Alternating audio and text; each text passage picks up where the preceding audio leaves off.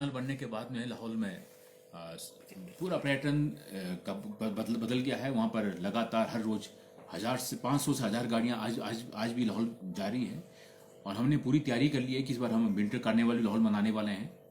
और साथ ही साथ विंटर स्पोर्ट्स जो अंतर्राष्ट्रीय लेवल का विंटर स्पोर्ट्स वहाँ करने वाले हैं, उसकी हमने पूरी तैयारी कर ली है। जो नॉर्थ पोर्टल के पास जो BRO के बिल्डिंग से दोनों बिल्डिंग में हमने जो है वहाँ पर स्थापना करना शुरू कर दी कि हम विंटर में जो भी विंटर स्पोर्ट्स होगा वहाँ पर जो भी स्पोर्ट्स मैन आएंगे उनको वहाँ खिलाएंगे।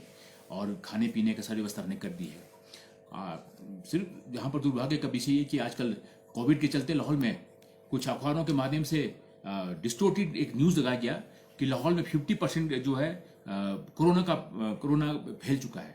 ये बहुत गलत न्यूज़ था, जिसमें लाहौल में सिर्फ 872 केसेस अभी तक आए हैं। अब जब मैंने पूछा कि ये 872 केसेस हैं तो ये 50% कैसे हो गया, इंडिया में फर्स्ट कहाँ से आ गया? तो उन्होंने कहा कि हमने टेस्ट किया तो पॉपुलेशन के हिसाब से, तो पॉपुलेशन भी आपका 33,547 है। परसेंटेज निकाल तो 50% तो कभी होता ही नहीं है। सिर्फ हमारा जो गुंडला वैली जिसको बोलते हैं, तिनन वैली बोलते हैं, वहाँ पर जो केसेस जो है बहुत ज़्यादा आया हुआ है। उसका कारण था कि हमारे वहाँ के देवता राजा घेपन और वहाँ के जो 6 देवता हैं सभी निकले और वो 11-12 दिन जो है हर गांव में जाते हैं, भ्रमण करते हैं। उस चक्कर में एक पर्टिकुलर एरिया 4 पंचायतों में वहाँ पर कोविड के केसेस काफ़ी ज़्यादा आ चुके थे। अब वो काफ़ी उसका क्योर हो रहा है। और मुझे लगता है कि इस कोविड के चक्कर में कुछ दिनों जो है हमने कहा है कि जो टूरिस्ट जा रहे हैं वो सिसु से आगे नहीं जाएंगे, क्योंकि सिसु से आगे जो है हमारे 3 पंचायत जो है कंटेनमेंट जोन में आगे हैं। जब कंटेनमेंट जोन में होंगे तो बाहर के आदमी जाएंगे, वो इफेक्टेड हो सकते हैं। तो इसीलिए हमने एक फैसला लिया है कि आज अभी हमने टनल से सबको अलाउ कर दिया मनाली से, ताकि टूरिस्ट जो है लाहौल जाना चाहता है उसको रोका न जाए।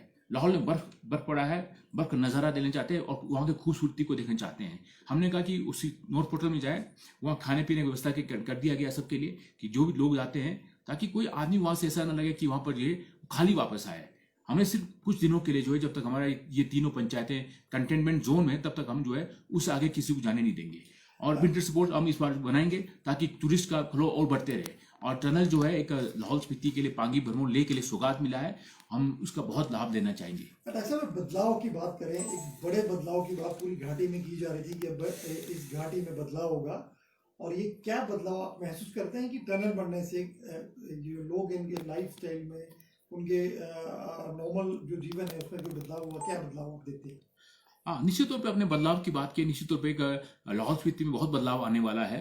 लाहौल के लोगों ने बहुत जल्दी जो है टनल बनते ही लोगों ने अपनी रूपरेखा तैयार कर ली कि किस तरह से हमें टूरिज्म को बढ़ावा देने के, किस तरह से होटल बनने चाहिए, कहाँ पार्किंग होना चाहिए, उसके लिए हमारी एक मीटिंग हो चुकी है। और दूसरा मीटिंग हम बहुत जल्दी जो है होम स्टे के लिए, जितने हमारे लोग हैं सब तैयार है होम स्टे के रजिस्ट्रेशन करने के लिए। अभी मैं कुछ समय से कुछ अपने व्यक्तिगत निजी व्यस्त होने के कारण मीटिंग नहीं कर पाया। जैसे मैं लाहौल पहुंचूंगा, DC साहब को मैंने कह दिया है, हम एक मीटिंग हमने निश्चित किया था, मीटिंग पोस्टपोन करना पड़ा। जैसे हम जाएंगे लाहौल के लोगों से हम दोबारा होम स्टे के लिए जो है उनको प्रोत्साहन करेंगे कि आप आगे आए, अपने मकानों का रजिस्ट्रेशन करें। होम स्टे में लाहौल के लोग सब आगे आना चाहते हैं। ये बहुत बड़ा बदलाव है। डॉक्टर साहब, ये बड़ी बात है, जिससे मनाली, जिससे शिमला, जिससे कसौली, जिससे बाकी हमारे टूरिस्ट डेस्टिनेशन जो बड़े डेस्टिनेशन थे, जो बिल्कुल कंक्रीट बन गए हैं अनप्लान तरीके से, जो जिस तरह से टूरिज्म की एक्टिविटीज हुई है। क्या आप अभी जब यहाँ टूरिज्म एक्टिविटी शुरू होनी है, अभी शुरुआत होनी है, क्या आप लाहौल में ये व्यवस्था करवाएंगे कि यहाँ चीजें व्यवस्थित हो, ऑर्गेनाइज्ड हो और यहाँ कोई ऐसी केओस जैसी स्थिति ना हो, प्लान तरीके से हो? आपने बिल्कुल ठीक है। हमने टाउन एंड कंट्री प्लानिंग से एक बिल्कुल एक उसका खाका तैयार किया है, एक रोड मैप तैयार किया है कि हम लाहौल में जो है, जिस तरह से आपने कहा बाकी जगहों का नाम लिया, जैसे शिमला है, मनाली है, बाकी पूरे हिमाचल प्रदेश के अंदर जो है एक कंक्रीट का पहाड़ बना है। हमने लाहौल के लिए अलग से एक मैप तैयार किया है कि हम वहाँ पर लाहौल के जो है काटकूनी के हिसाब से, वहाँ के लोकल ट्रेडिशन के हिसाब से मकान बनाएं और जो है उस अपने ही कल्चर को डेवलप करें, ताकि अधिक टूरिस्ट वहाँ पर आकर्षित हो। सीमेंट के मकान कम बने और लकड़ी के बने, हमारे मड हाउसेज बनते इस तरह से बने, ताकि इसका लाभ जो सर्दियों में लाहौल में बर्फ पड़ती है उसको लाभ टूरिस्ट को मिले और जो होटल चलाने वाले उसको लाभ मिले। अगर कंक्रीट के होटल बनेंगे तो निश्चित तौर पर उसको गर्म रखना सर्दियों में हमारे एक चैलेंज रहेगा। तो इसलिए हमने कहा है कि हम लाहौल में अपने लोकल ट्रेडिशनल स्टाइल से होटल बनाएं और अच्छे छोटे होटल बने और पार्किंग का विशेष ध्यान रखें। सर, कोविड की बात कही है आपने, तो क्या रीजन लग रहा है कि लाहौल स्पीति में मामले बढ़ रहे हैं? क्या टूरिस्ट इसका रीजन है? हाँ, आपने बिल्कुल ठीक कहा। एक तो टूरिस्ट का रीजन है क्योंकि जब मैंने लाहौर में जब मैं वहाँ स्वयं में पहुंचा, मैक्सिमम टूरिस्ट बिना मास्क के वहां घूम रहे थे और सोशल डिस्टेंसिंग नहीं था।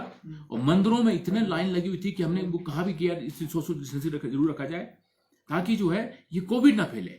मैं देख रहा था जैसे टनल खुला 5-6 हजार गाड़ियां एक दिन में पहुंचना।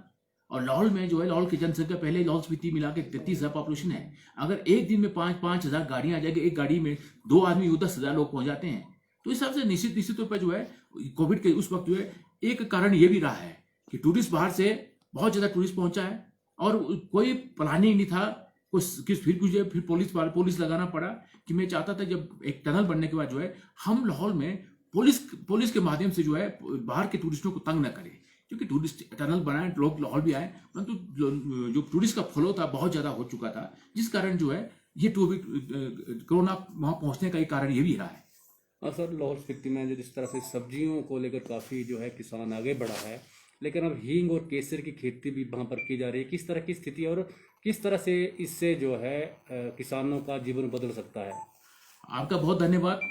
जब कृषि मंत्री था, मैं आपका हींग टर्की से लेके लाहौल आया था। लाहौल और किन्नौर में हमने हींग को पहले बीजा, इसको ट्रायल बेसिस पे हमने देखा कि ये सफल हो सकता है। और केसर पहले लाहौल में बहुत पहले 15 साल पहले केसर लगाते थे। माननीय मुख्यमंत्री महोदय का धन्यवाद करना चाहूंगा। मैंने जो इस साल का बजट है उसमें जो है हींग और केसर का जो है दोनों खेती के लिए जो है बजट का प्रावधान किया और उसका MOU मैंने दोनों का MOU करा दिया था।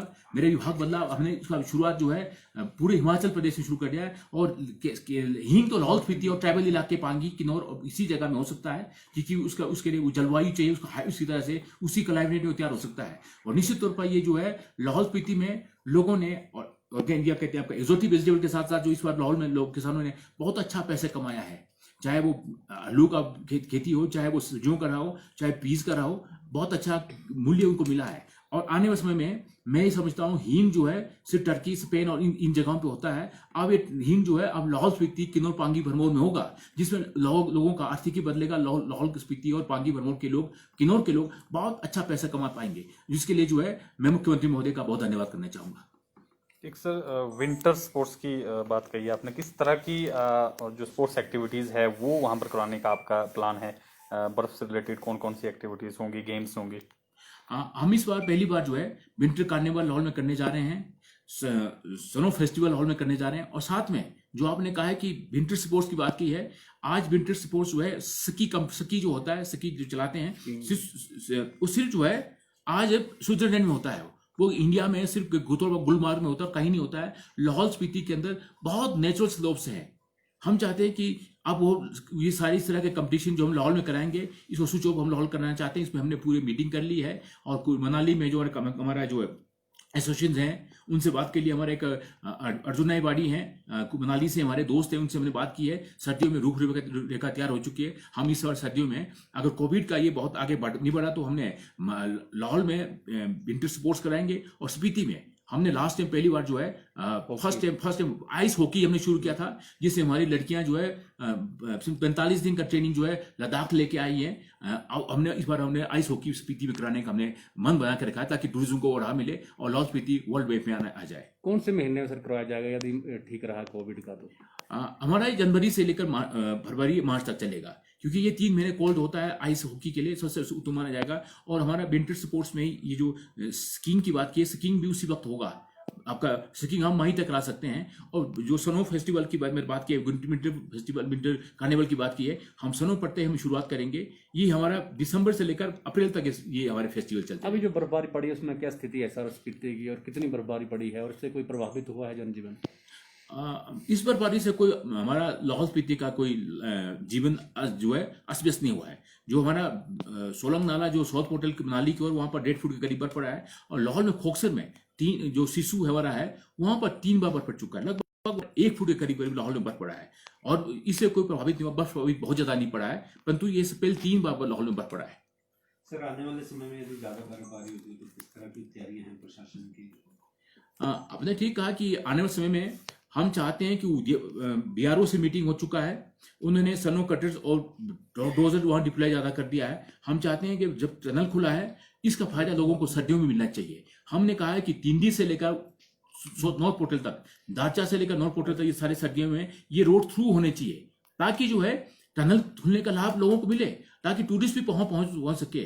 हमने ये सारी तैयारी कर दी, व्यवस्था कर दी है कि बीआरओ ने भी अपने डोजर और स्नो कटर वहां डिप्लॉय कर दिया है। बहुत धन्यवाद।